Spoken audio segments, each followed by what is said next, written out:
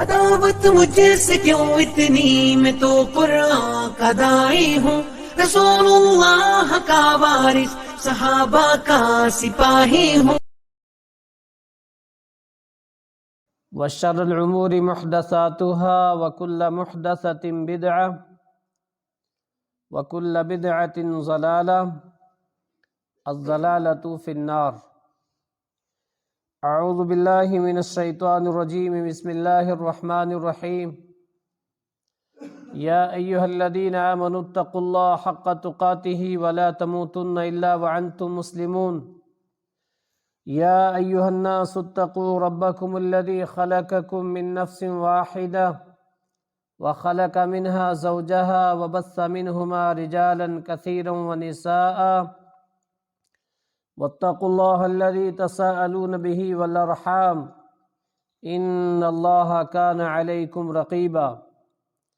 يا أيها الذين آمنوا اتقوا الله وقولوا قولا سديدا يصلح لكم أعمالكم ويغفر لكم ذنوبكم ومن يطع الله ورسوله فقد فاز فوزا عظيما۔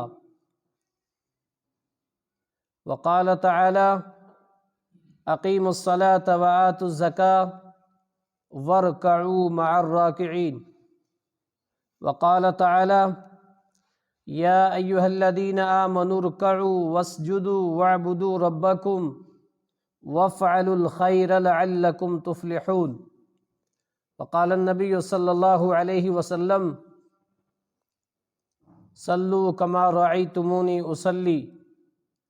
وقال النبی صلی اللہ علیہ وسلم: من صلی صلاتنا واستقبل قبلتنا واکل ذبیحتنا فذلک المسلم۔ ہر قسم کی تعریفات، توصیفات، کبریائی، بڑائی اللہ وحدہ لا شریک له لا قدبہ۔ انگنت درود و سلام ہوں انبیاء علیہ السلام کی مقدسہ جماعت پر، خصوصاً امام الانبیاء محبوب کبریا محمد مصطفیٰ صلی اللہ علیہ وسلم پر۔ حاضرین جمعہ، رسول اکرم صلی اللہ علیہ وسلم کی نماز کا طریقہ، اس تعلق سے آپ خطبے سن رہے ہیں جس میں ہم رکوع تک پہنچے تھے کہ رکوع میں جاتے ہوئے رسول اکرم صلی اللہ علیہ وسلم رفع الیدین کیا کرتے تھے، جس کا مفصل بیان آپ نے پچھلے خطبے میں سنا تھا مدلل احادیث کی روشنی میں۔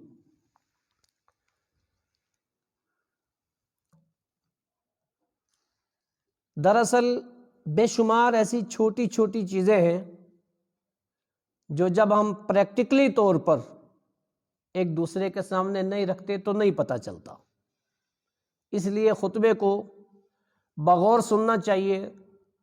رکوع کے اندر بے شمار مسلمان غلطیاں کرتے ہیں، لا علمی میں کرتے ہیں یا سستی میں کرتے ہیں یا جان بوجھ کے کرتے ہیں، جیسا بھی کرتے ہیں، لیکن کرتے زیادہ تر لوگ غلطیاں ہیں۔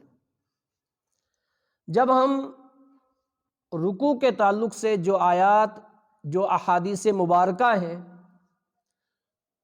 ان کو بغور مطالعہ کرتے ہیں، سمجھتے ہیں، تو ہمیں پتہ چلے گا کہ بہت کم لوگ اس طرز تکلم پہ رکوع کرتے ہیں جو حدیث کے اندر ہے۔ اور یہ وہ چیز ہے کہ بغیر کسی مسلک کی تفریق کے، بغیر کسی اختلاف کے، سب کے ہاں یہ سستیاں پائی جاتی ہیں۔ رکوع کے تعلق سے قرآن مجید کی دو آیتیں میں نے پڑھی، ایک سورہ بقرہ کی آیت نمبر 43، ایک سورہ حج کی آیت نمبر 77۔ سورہ بقرہ کی آیت میں اللہ رب العالمین نے فرمایا: اقیموا الصلاۃ وآتوا الزکاۃ، لوگوں نماز قائم کرتے رہو اور زکوٰۃ دیتے رہو، وارکعوا، اور رکوع کرتے رہو، مع الراکعین، رکوع کرنے والوں کے ساتھ۔ اقیم الصلاۃ، نماز قائم کرتے رہو۔ رکوع کس کے اندر ہے؟ نماز کے اندر ہے نا، لیکن اس کو الگ سے بیان کیا۔ اقیم الصلاۃ کے اندر رکوع بھی آ گیا، سجدہ بھی آ گیا، قومہ بھی آ گیا، قیام بھی آ گیا، جلسہ بھی آ گیا، جلسہ استراحت بھی آ گیا، تشہد بھی آ گیا، سب آ گیا، پوری نماز۔ لیکن اسی آیت کریمہ کے اندر الگ سے ایک اور چیز ذکر کی، ورکعوا، رکوع کرو، مع الراکعین، رکوع کرنے والوں کے ساتھ۔ پتہ یہ چلا آیت کریمہ میں نماز کا تذکرہ کرنے کے بعد رکوع کو الگ سے بیان کرنا، یہ اس بات کی دلیل ہے کہ رکوع نماز کا بہت اہم رکن ہے، اس کی ایک خاص فضیلت ہے، کیونکہ رب کے سامنے جھکتا ہے نا بندہ، اس کا الگ ہی مقام ہے۔ دوسری چیز، مع الراکعین، مع الراکعین سے مراد کون ہے؟ کیونکہ ہر آدمی جو جیسے جس کمیونٹی سے جڑا وہ سمجھتا ہے یہ ہمارے بارے میں کہ جیسے ہم رکوع کریں ہمارے ساتھ کرو، رکوع کرنے والوں کے ساتھ رکوع کرو، جیسے وہ کریں ویسے کرو۔ آیت کریمہ نازل ہوئی تھی تو کون تھے؟ صحابہ۔ پتہ کیا چلا؟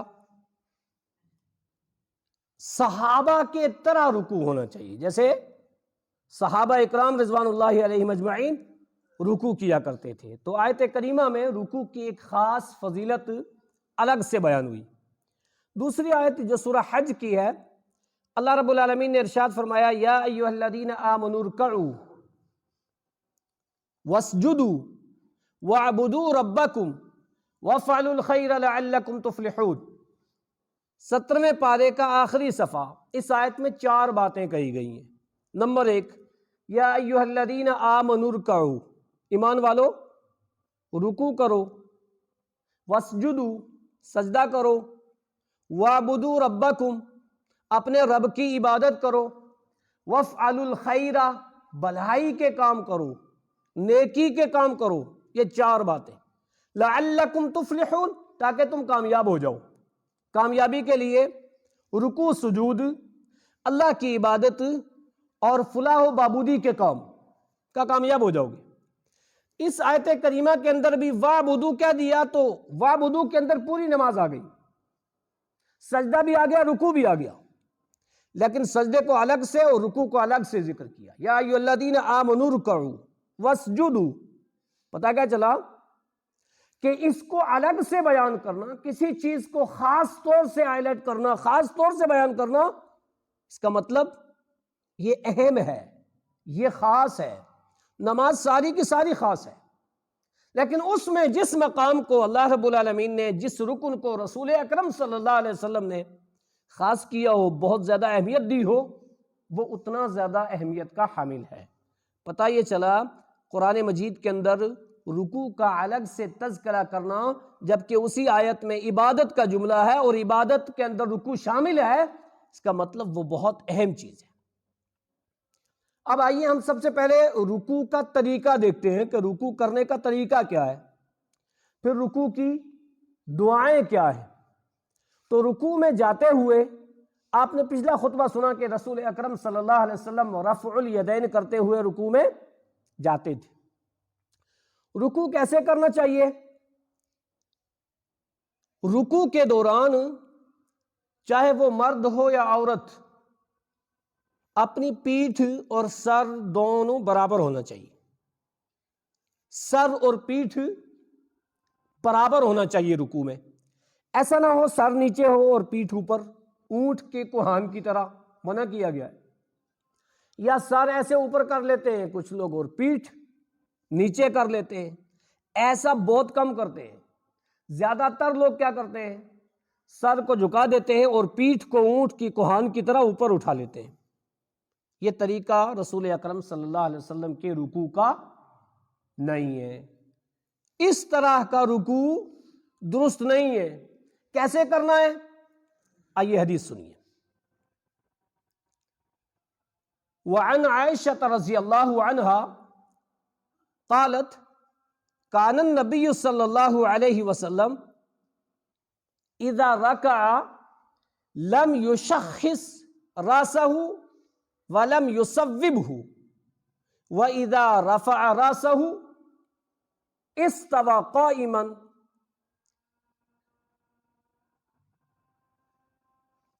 رواہ مسلم، حدیث نمبر 1010، حدیث نمبر 1110، مسلم شریف کی 1110 نمبر کی حدیث.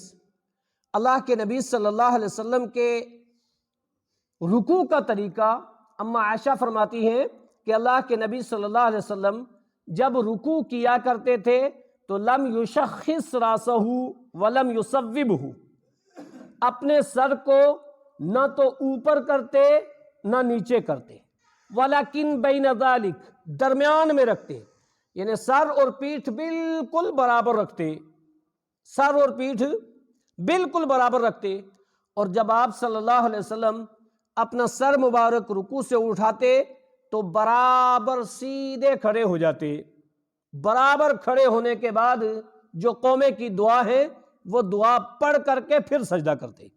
اس حدیث میں کیا بات سامنے آئی کہ رکوع کے اندر سر اور پیٹھ دونوں برابر ہونی چاہیے.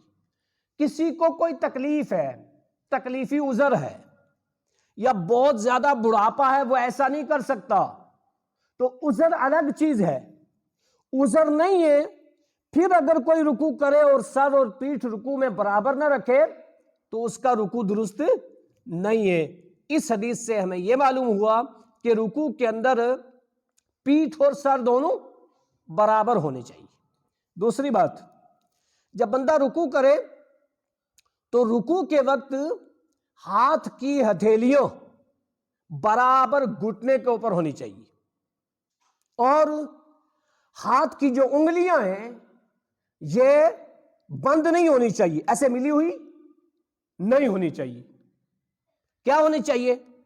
کشادہ ہونے چاہیے، نارمل طور پہ کشادہ، بہت زیادہ زبردستی نہیں، نارمل طور پہ انگلیاں کشادہ اور پوری ہتھیلی گھٹنے کے اوپر، اس طریقے سے ہونا چاہیے. اور کیا ہونا چاہیے کہ ایک بندے کو رکوع میں سر اور پیٹھ برابر. اس کی دلیل ان ابی حمید الساعدی رضی اللہ عنہ قال کان رسول اللہ صلی اللہ علیہ وسلم اذا رکع امکن کفیہ علی رکبتیہ وفرج بین اصابعہ ثم حسر ظہرہ غیر مقنع ولا فاسح خدہ. ابو داود کی 771 نمبر کی حدیث. ابو حمیدی الساعدی راوی حدیث وہ فرماتے ہیں اللہ کے نبی صلی اللہ علیہ وسلم جب رکوع کرتے تو امکن کفیہ علی رکبتیہ، اپنے گھٹنے پر دونوں ہتھیلیوں کو اچھی طریقے سے جما لیتے.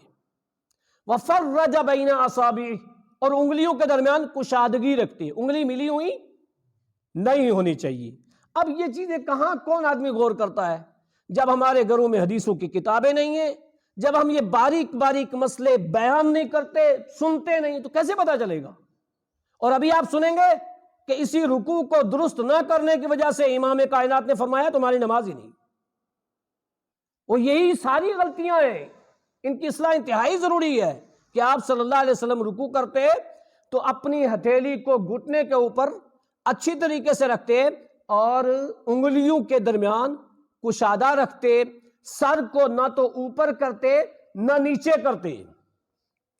اور ایک چیز کیا، اپنی رخسار کو دائیں اور بائیں جانب نہیں کرتے بلکہ سیدھا رکھتے.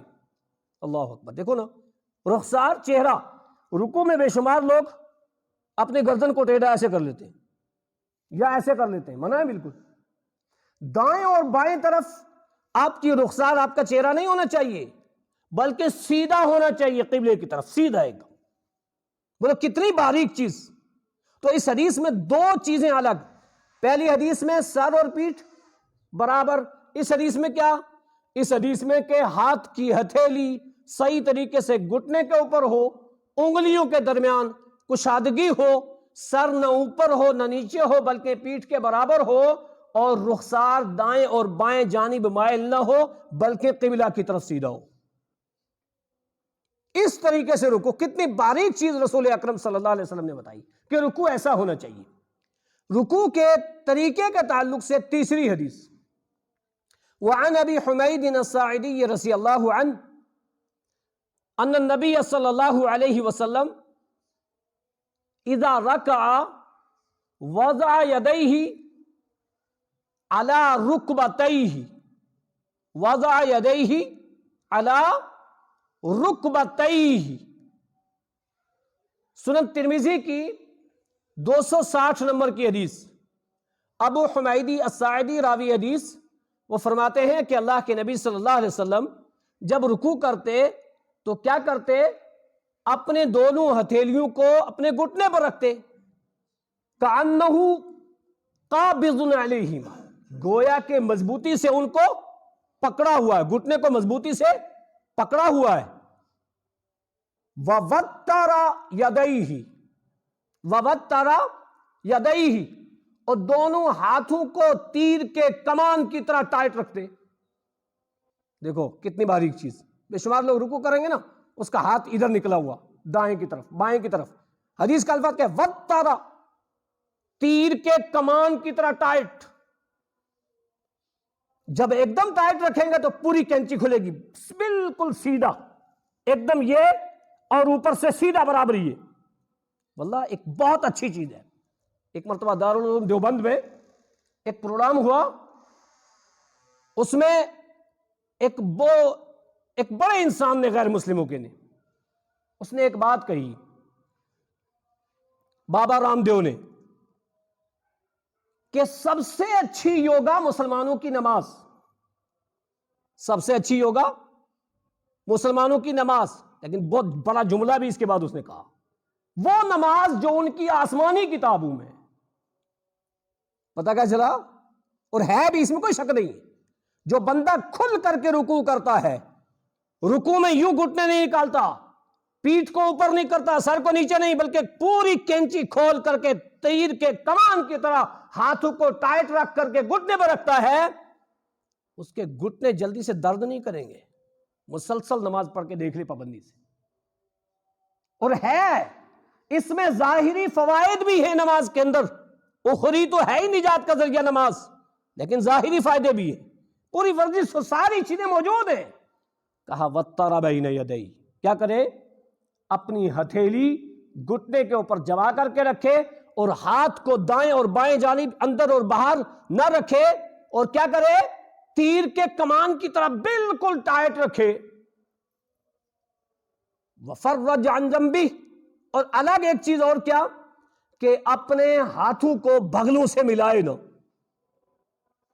کچھ لوگ ہیں ایسے سہارا دے کے، نہیں، بالکل الگ، رانوں سے پسلیوں سے ہاتھ ملے ہوئے نہ ہوں، اپنی بغلوں سے ہاتھ الگ ہوں. اس طرح سے رکوع. کتنی حدیث سنی آپ نے؟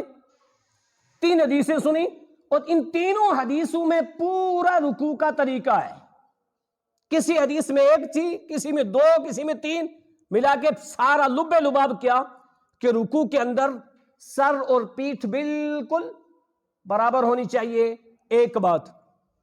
دوسری بات کہ ہتھیلی پوری مکمل گھٹنے کے اوپر ہونی چاہیے. تیسری بات، انگلیوں کے درمیان کشادگی ہونی چاہیے، ملی ہوئی نہیں ہونی چاہیے، ہاتھوں کی انگلیاں جو گھٹنے پہ ہوں گی. چوتھی بات کہ رخسار دائیں اور بائیں جانب، گلا، چہرہ دائیں اور بائیں جانب رکوع میں نہیں بلکہ سیدھا ہونے چاہیے. چوتھی بات، تیر کے کمان کی طرح ہاتھوں کو بالکل ٹائٹ رکھنا ہے. اور پانچویں بات، بغل سے ملانا نہیں ہے. یہ ہے رکوع کا پورا طریقہ. اب اس طریقے سے کون کون کرتے ہیں رکوع؟ جو کرتے ہیں خوش ہو جائیں، جو نہیں کرتے وہ اپنے رکوع کو سیدھا کر لیں، اپنے رکوع کی اصلاح کر لیں. اگر رکوع کی اصلاح نہ کی تو اسی طریقے سے رکوع کرتے رہے جیسے عام لوگ کرتے ہیں. رکوع کیا، پیٹھ اوپر ہے، سر نیچے ہے، سر اوپر ہے، پیٹھ نیچے ہے، بس کھڑے ہوئے اور سیدھے کھڑے بھی نہیں ہوئے، ٹھک فوراً سجدہ مار دیا. 75% لوگ ایسا کرتے ہیں. سجدہ فوراً رکوع وہیں سے. کچھ لوگوں کے کھڑے ہونے کا پتہ نہیں لگتا ہے، ایسے کھڑے ہوتے.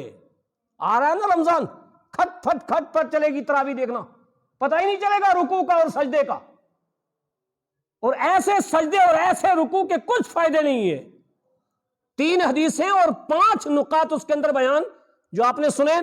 سنن ترمذی کی 260 نمبر کی، سنن ابو داؤد کی 771 نمبر کی، اور صحیح مسلم کی 1110 نمبر کی. اس طرح سے رکوع ہوگا تو رکوع قابل قبول ہے، اس طرح سے رکوع نہیں تو رکوع قابل قبول نہیں ہے. اس کی دلیل کیا کہ رکوع قابل قبول نہیں ہوگا؟ ابو داؤد کی 855 نمبر کی حدیث وعن مسعود البدری رضی اللہ عنہ قال قال رسول اللہ صلی اللہ علیہ وسلم لا تجزع صلاة الرجل حتى لا يتم الركوع. مسعود بدری صحابی رسول کہتے ہیں اللہ کے نبی صلی اللہ علیہ وسلم نے فرمایا اس آدمی کی نماز کافی نہیں ہوگی. لا تجزع صلاة الرجل، اس آدمی کی نماز درست نہیں ہے. کس کی؟ کہ جس نے رکوع کیا اور رکوع میں مکمل رکوع نہیں کیا. مکمل رکوع کا مطلب کیا؟ مکمل سنت کے مطابق درست رکوع نہیں کیا، سر اوپر رکھا یا پیٹھ اوپر رکھی یا جو دوسری چیزیں ابھی بیان ہوئیں ان کے خلاف رکوع کیا تو اس کی نماز درست نہیں ہوگی. پتہ یہ چلا کہ رکوع کی درستگی نماز کی درستگی ہے، رکوع کی درستگی نماز کی مقبولیت ہے. اور رکوع اگر نبی اکرم صلی اللہ علیہ وسلم کے طریقے پر نہیں ہے تو نماز بھی قبول نہیں ہوگی. اس کی دلیل کہ رکوع اگر درست نہیں ہے تو نماز نہیں ہوگی. صحیح بخاری کی 793 نمبر کی حدیث کیا ہے؟ عن ابی ہریرہ رضی اللہ عنہ ان النبی صلی اللہ علیہ وسلم دخل المسجد فدخل رجل فصلى فسلم على النبي صلى الله عليه وسلم فرد النبي صلى الله عليه وسلم عليه السلام فقال ارجع فصلي فإنك لم تصلي فصلى فجاء فسلم النبي صلى الله عليه وسلم فرد النبي صلى الله عليه وسلم عليه السلام فقال ارجع فصلي فإنك لم تصلي 3 مرات فقال والذي بعثك بالحق ما أحسن غيره والذي بعثك بالحق ما أحسن غيره فعلمني رسول الله صلى الله عليه وسلم قال إذا قمت إلى الصلاة كبر ثم ارقى ما تيسر معك من القرآن ثم اركع حتى تطمئن راكعا ثم ارفع حتى استوى قائما ثم اسجد حتى تطمئن ساجدا. رواہ البخاری حدیث نمبر 793. بخاری شریف کی یہ روایت راوی ابو ہریرہ رضی اللہ تعالی عنہ وہ فرماتے ہیں اللہ کے نبی صلی اللہ علیہ وسلم مسجد میں تھے. ایک شخص نے کیا کیا؟ نماز پڑھی. اللہ کے نبی صلی اللہ علیہ وسلم نے اس کی نماز کو دیکھا. وہ نماز پڑھ کر کے اللہ کے نبی صلی اللہ علیہ وسلم کے پاس آیا. جیسے کوئی آدمی بیٹھا ہو، اللہ کے نبی بیٹھے تھے، اس نے نماز پڑھی، نماز پڑھ کے جانے لگا تھا. اللہ کے نبی سے آ کے سلام کیا. اللہ کے نبی صلی اللہ علیہ وسلم نے سلام کا جواب دیا اور جواب دینے کے بعد اس شخص سے کہا تم نے نماز پڑھی؟ اس شخص نے نماز پڑھ کے سلام کر کے جانے لگا تھا. اللہ کے نبی نے فرمایا ارجع فصلی فإنک لم تصلی، تو نے نماز نہیں پڑھی، جاؤ دوبارہ نماز پڑھو. اس نے یہ نہیں کہا پہلی مرتبہ کہ نہیں میں نے پڑھ لیا، جبکہ پڑھی تھی اس نے. لیکن دیکھو رسول اکرم صلی اللہ علیہ وسلم کا خوف اور آپ کا حکم. کوئی اور ہوتا نا، ایسے لوگ جو حدیثوں کے سامنے، رسول اللہ کی باتوں کے سامنے دوسروں کی چلاتے ہیں، خواہش چلاتے ہیں، وہ ضرور ہانکتا کوئی، لیکن اس دور میں تھا ہی نہیں کوئی. وہ فوراً واپس ہو گئے. کیا کیا انہوں نے؟ پھر نماز پڑھی دوبارہ نماز پڑھنے کے بعد پھر آگے اللہ کے نبی سے سلام کیا. اللہ کے نبی نے پھر وہی جملہ کہا، تم نے نماز نہیں پڑھی، جاؤ دوبارہ پڑھو۔ اب اس شخص نے کیا کہا؟ والذی بعثک بالحق، اس ذات کی قسم جس نے آپ کو حق کے ساتھ نبی بنا کر کے بھیجا، ما احسن غیرہ، اس کے علاوہ میں کسی اور اچھے طریقے سے نہیں جانتا، میں جس طریقے سے جانتا تھا میں نے نماز پڑھ لی۔ قابل غور باتیں، پہلی مرتبہ اس نے یہ جملہ نہیں کہا تھا، اللہ کے نبی نے لوٹایا تو چلا گیا تھا، نماز پڑھی اس نے، پھر دوبارہ پڑھ کر کے آئے تو اللہ کے نبی نے کہا نہیں تو نے نماز نہیں پڑھی، جاؤ پھر پڑھ۔ کہا پھر میں اس سے علاوہ کوئی اور طریقہ نہیں جانتا۔ پتہ کیا چلا؟ اللہ اکبر، چیک کرنا چاہیے، چیک، جہاں طریقہ نبی کے علاوہ ملے چھوڑ دینا چاہیے۔ صحابی رسول نے کہا میں اس کے علاوہ نہیں جانتا، پھر کیا کہتے ہیں؟ مجھے امام کائنات نے سکھائی نماز، فعلمنی، مجھے سکھائی۔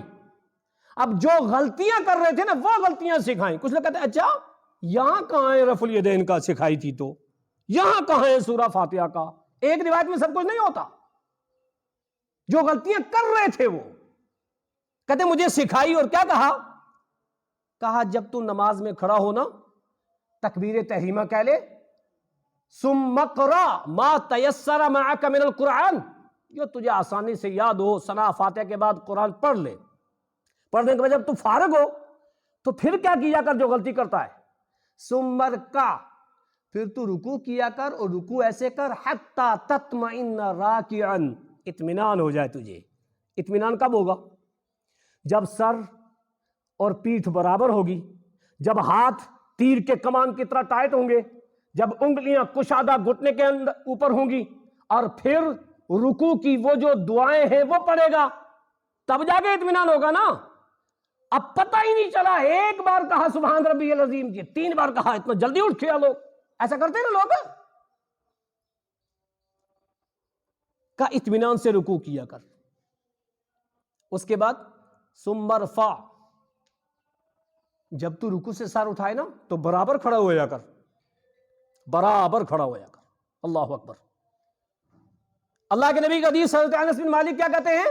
نبی اکرم صلی اللہ علیہ وسلم کا رکوع، نبی اکرم صلی اللہ علیہ وسلم کا قومہ، نبی اکرم صلی اللہ علیہ وسلم کا سجدہ، نبی اکرم صلی اللہ علیہ وسلم کے دونوں سجدوں کے درمیان کا بیٹھنا برابر برابر ہوتا تھا،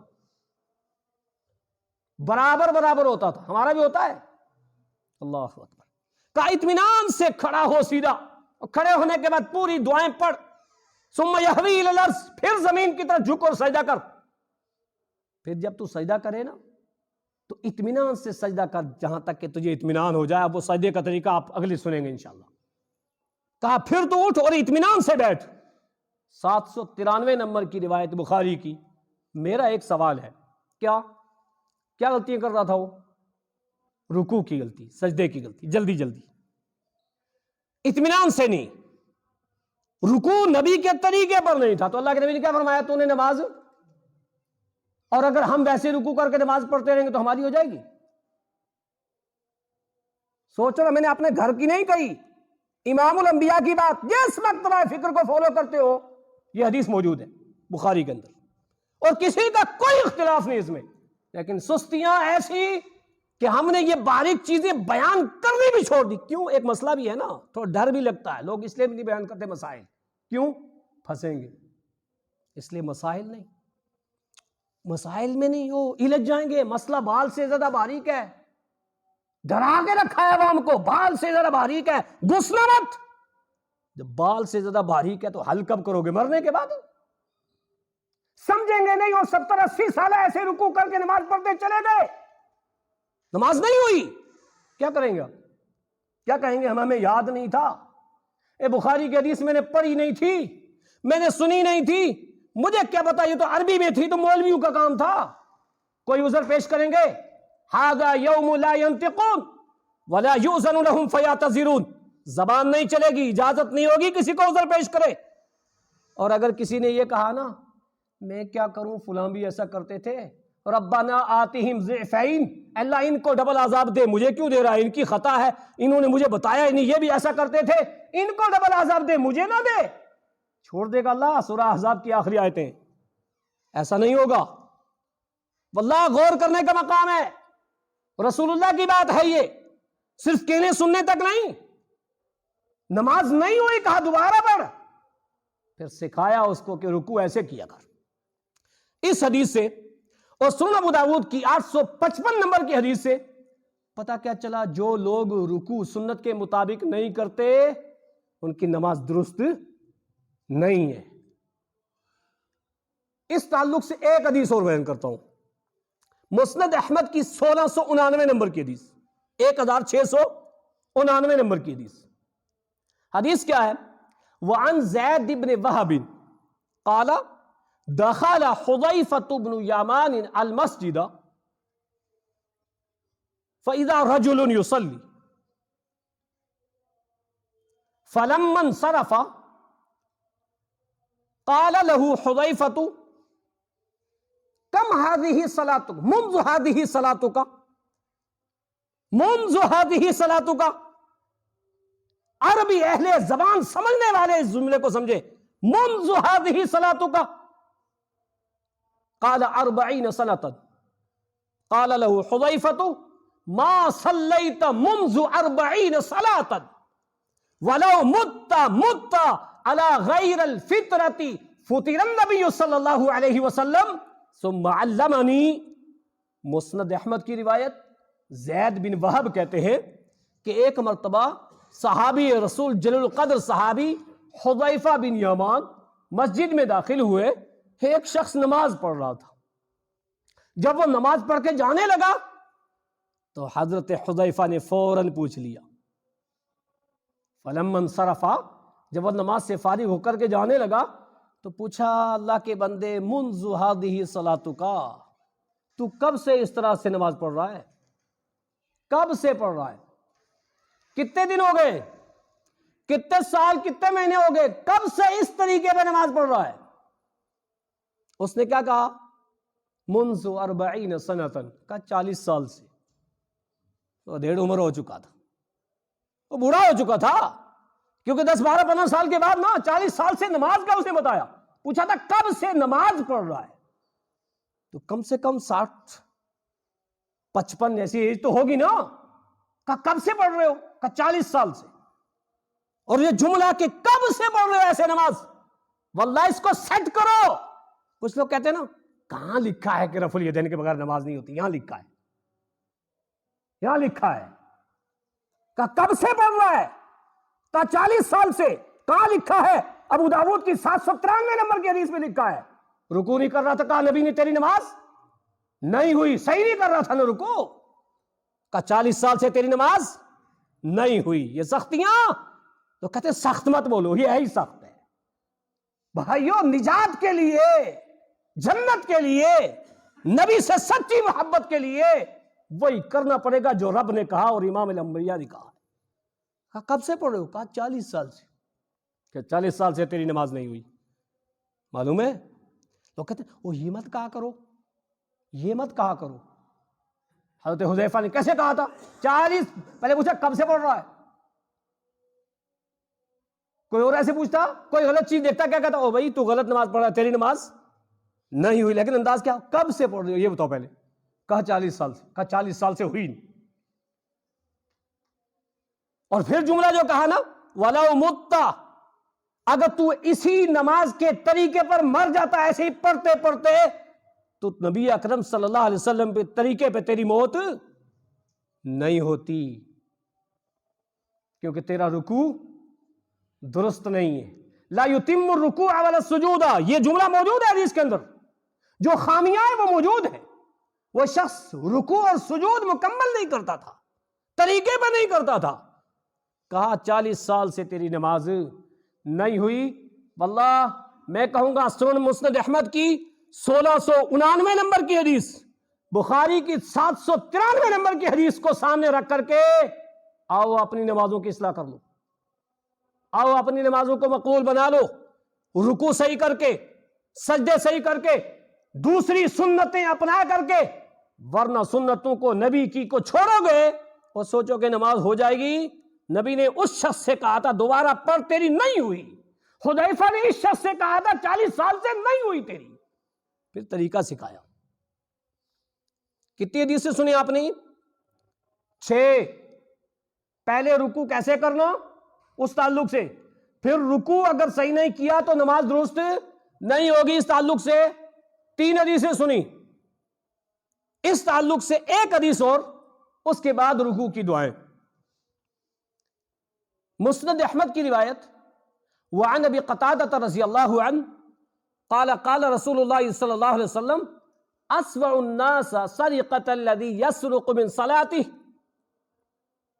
وقالوا كيف يسرق من صلاته قال لا يتم ركوعها ولا سجودها لا يتم ركوعها ولا سجودها۔ ابو قتادہ راوی حدیث ہے، وہ فرماتے ہیں اللہ کے نبی صلی اللہ علیہ وسلم نے فرمایا چوروں میں سب سے برا چور وہ ہے جو نماز میں چوری کرے۔ کیا کرے؟ نماز میں، اور رمضان میں تراویحوں میں زیادہ ہی چوری کرتے ہیں لوگ۔ اچھا آج کے دور میں یہ جملہ لوگ ظاہری چوری پہ لے لیں گے، کیوں؟ چوریاں ایسی ہیں نا۔ صحابہ کو تعجب ہوا، نماز اور چوری دونوں متضاد چیزیں ہیں۔ تکبیر و تحریم و تحلیل و تسلیم، وہ تکبیر تحریمہ کے بعد تو سب ختم، وہ چوری کیسے کرے گا نماز میں؟ نماز میں چوری۔ صحابہ نے کہا اللہ کے نبی صلی اللہ علیہ وسلم وَكَيْفَ يَسْرُقُ مِن صَلَاتِهِ، اور نماز میں چوری کیسے ہوگی؟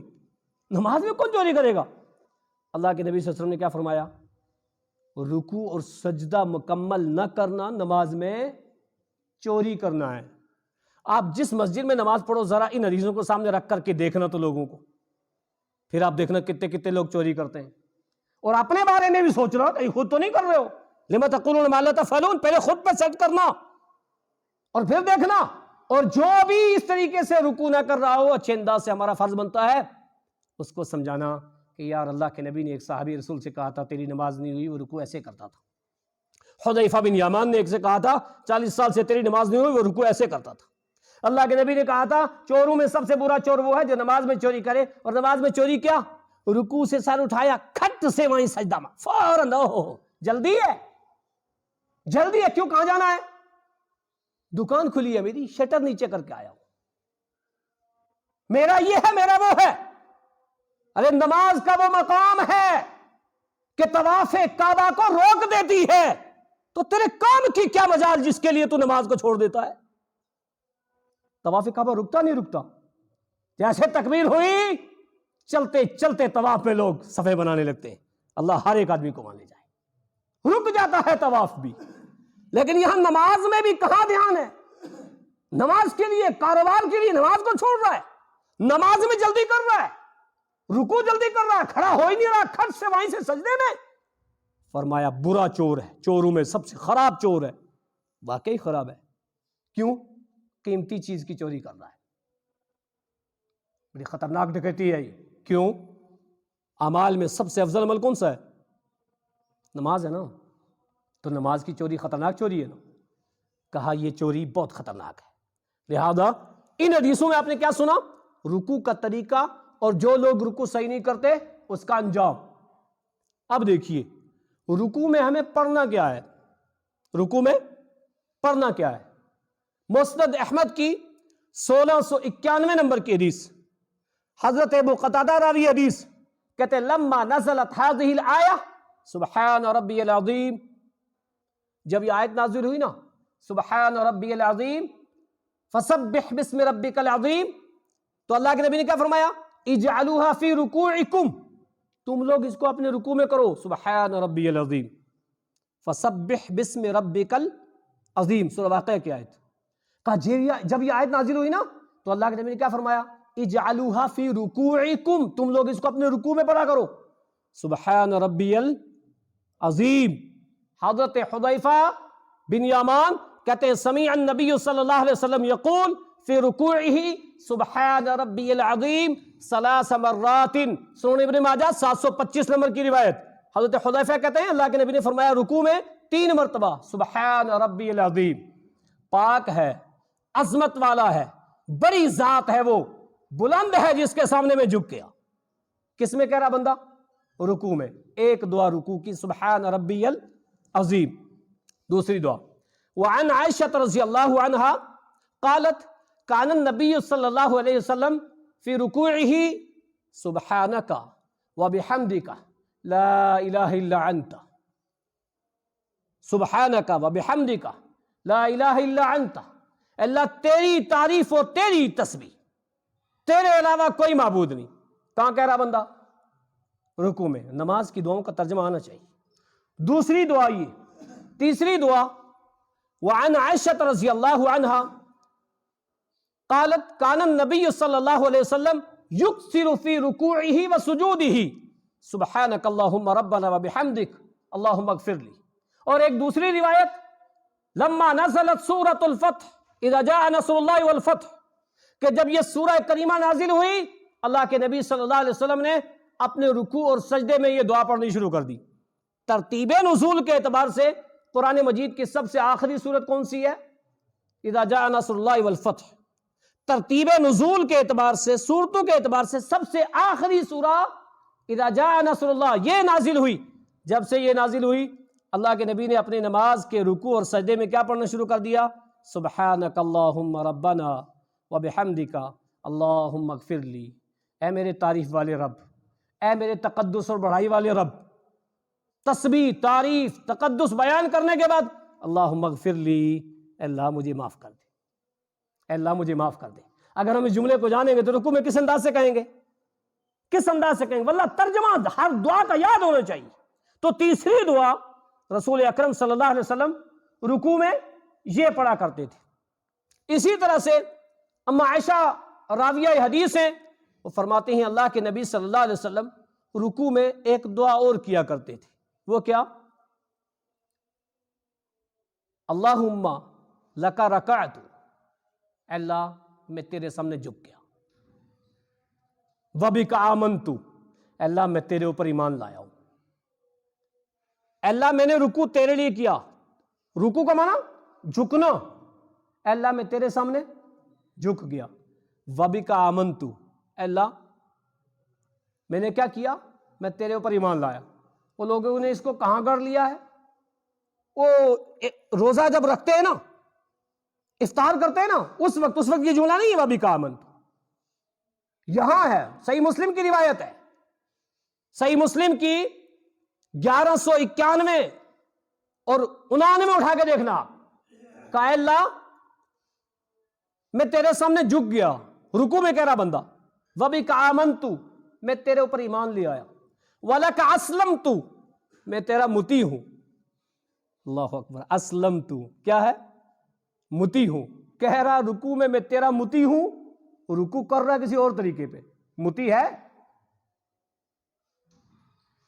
وَلَكَ أَسْلَمْتُ، میں تیرا مطیع اور فرمانبردار ہوں۔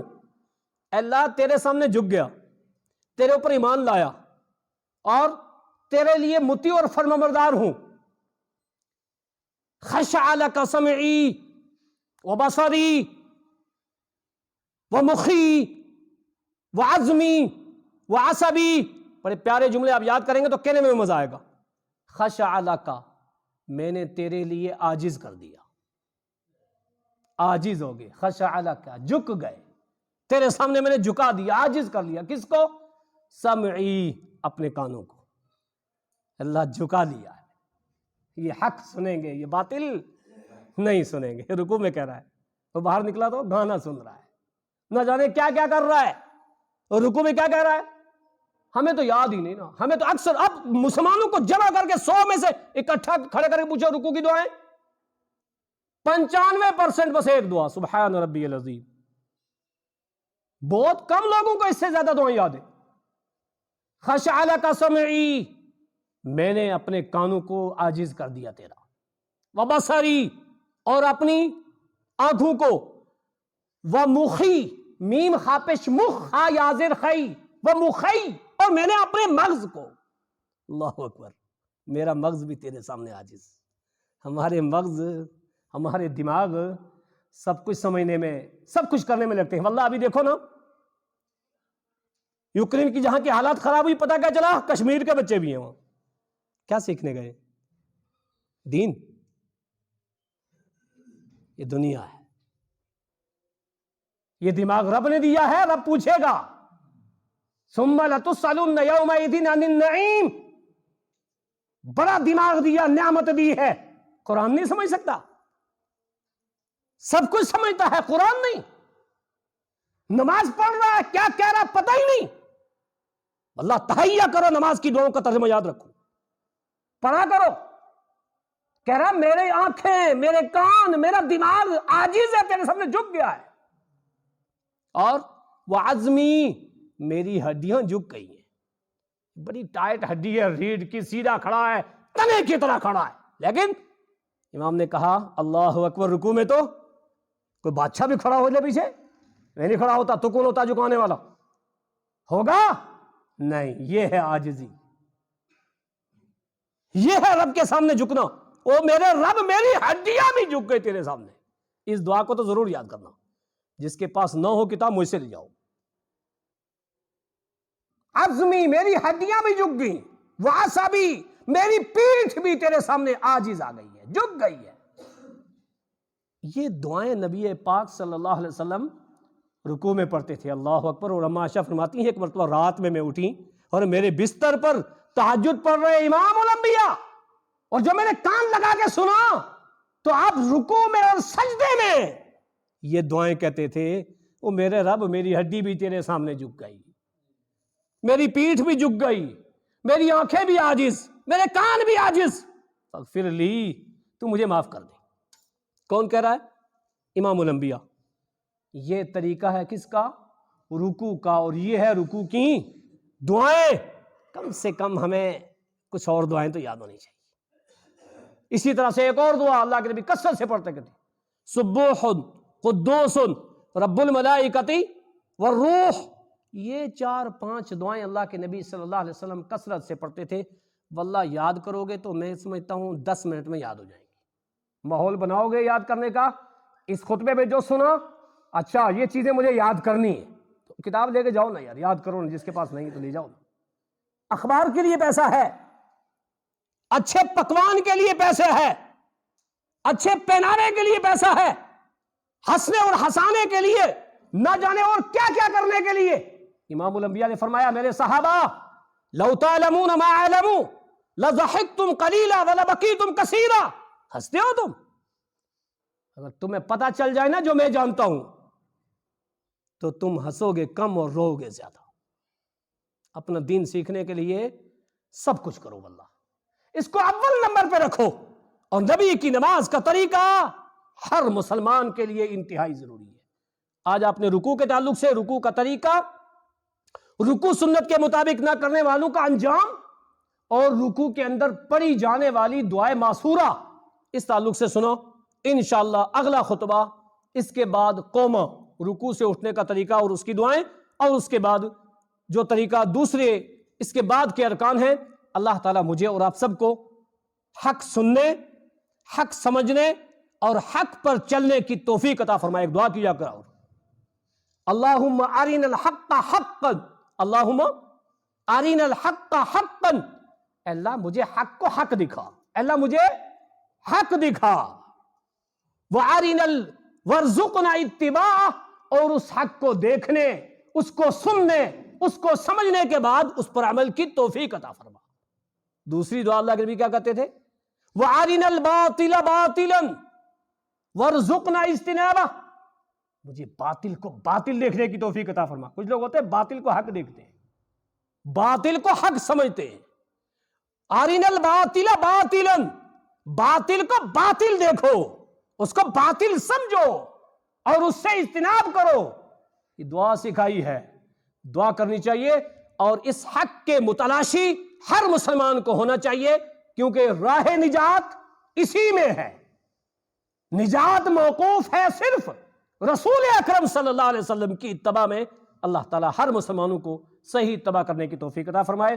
یا اللہ رکوع کے تعلق سے جو 7-8 حدیثیں میں نے پڑھی ہیں، مجھے اور سارے سننے والوں کو اس کے مطابق عمل کرنے کی توفیق عطا فرما۔ یا اللہ جن چیزوں سے روکا گیا ہے ہمیں ان سے رکنے کی توفیق عطا فرما، اور جن چیزوں کے کرنے کا حکم دیا گیا ہے ہم سب کو اس پر عمل کرنے کی توفیق عطا فرما۔ یا اللہ جو لوگ بیمار ہیں ان کو شفا عاجلہ کاملہ کلیہ عطا فرما۔ یا اللہ جو مقروض ہیں اللہ غیب سے ان کی مدد فرما۔ یا اللہ جو مومنین اس دنیا سے جا چکے ہیں سب کی بخشش فرما۔ ربنا تقبل منا